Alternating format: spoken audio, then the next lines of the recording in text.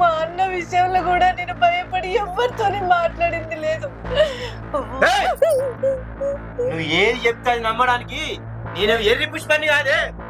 ఇద్దరి మధ్యలో ఏం జరగలేదని ఆ దేవుడు వచ్చి నాకు చెప్పినా నేను నమ్ము అంటే నమ్మా. నిన్ను చూస్తేనే నాకు కంపరం ఎత్తాందే, కంపరం ఎత్తాంది. ఎన్ని నాటకాలు అంటే నమ్ముకట. నువ్వు నా ఇంట్లో ఒక్క నిమిషం కూడా ఉండద్దు. చక్కగా నీ ఇంటికి వెళ్ళిపో. నువ్వు నాకు అవసరమే లేదు.